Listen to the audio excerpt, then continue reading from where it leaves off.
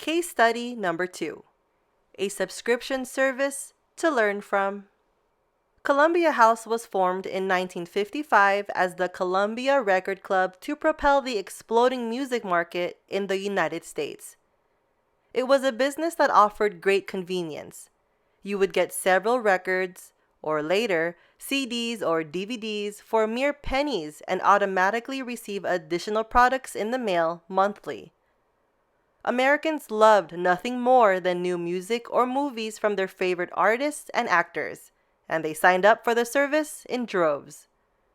No one read the contract. People just wanted a great deal. This growth continued for Columbia House until the late 2000s. At the height of their success in 1996, they had a revenue of $1.4 billion. But it came at a steep exploitive sale cost, and soon things began to falter. Why was Columbia House beginning to falter, and what can we learn from this case of complacency? Complacency sign number 2. The exploitive sale. No one likes to feel exploited when it comes to buying something. No one likes to buy a product or service and feel that he or she is being taken on the proverbial ride. With unfair fees or services, we pay for what we don't need, and it goes on and on. As one of the basic tenets of the creator mindset is direct honesty, exploitive sales is a topic we need to learn so that we don't get complacent. Exploitive sales work though, and that's why its pull into complacency is so strong. It is a technique that homes in on our weakness as human beings and uses it to get us to purchase a product or service over and over. But it is not sustainable. In this case, Columbia House was making a significant portion of its revenue from recurring fees that made people feel exploited. Those fees were charged monthly when people signed up to get DVDs or CDs for pennies each and entered a long-term contract to buy more and more. Columbia House's revenue model was based on exploiting the human condition. Exploitive sales. In this case, it was exploiting the fact that people are inherently attracted to a deal. Folks have a lot going on in their lives, and convenience and a deal make a winning combo.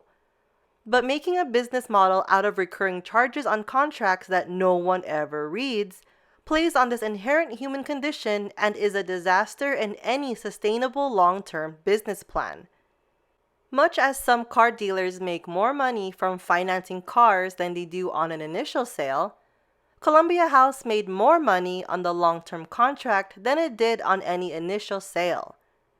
Although 12 CDs or DVDs might initially sell for a penny, you would have to sign up to receive a few DVDs or CDs each month at full price for years, in some cases.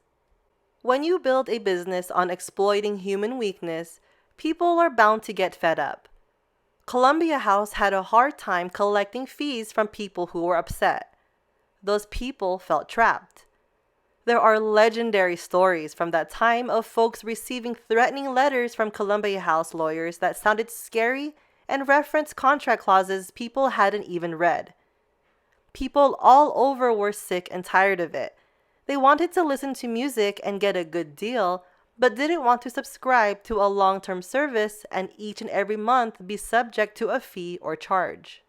Adding insult to injury, if you didn't select the music or movies you wanted by a certain time, they would send you whatever they thought fit and charge you for it.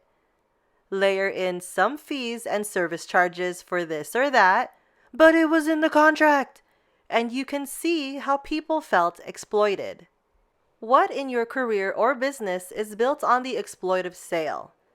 It's time to get serious and take a moment to search deep within ourselves to find what it is that we are using to exploit others with to create an advantage. It's not a comfortable discussion, and it may be hard to talk about, but it's a must. Because to move forward with creativity, we have to learn to stop or reverse exploitive sales before they lull us into complacency, because they are not sustainable. And morally, they are just not right. This is something that you need to do today. Set up a weaning process and move away from exploitive sales and into an honest and direct exchange. What is it that you are doing that captures a buyer and keeps that buyer unwillingly? Is there a technique you are using in your career that you feel only you can use and no one else can?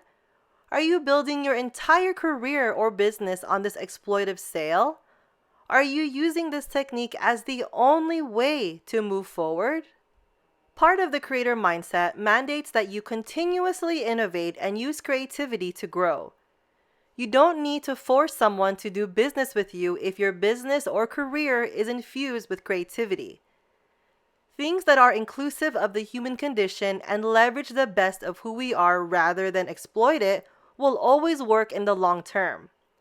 Sooner or later, people will get sick and tired of being exploited, and even if it helps your career or business, it is only a short-term gain that is devoid of creativity and mirth. What ended up happening with Columbia House? Other companies develop subscription services that let people buy music or movies for one low fee that was fully disclosed with no long-term contract and no exploitive sale. That was revolutionary at the time. Services such as iTunes worked this way and were damaging to the Columbia House model. But they weren't nearly as damaging to the Columbia House model as Columbia House was to itself.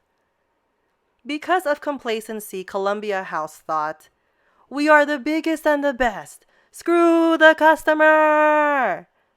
That's how we are making money, and if people don't want to subscribe and receive goods each month and pay what we say, they need to live with the consequences. But again and again, Columbia House got complacent about the exploitive sale. Instead of innovating and using creativity to serve a huge customer base and move to a model that was not built on the exploitive sale, they got complacent and soon they went bankrupt. Columbia House went out of business on August 10th, 2015, to the great relief of millions worldwide who were still stuck with its contracts.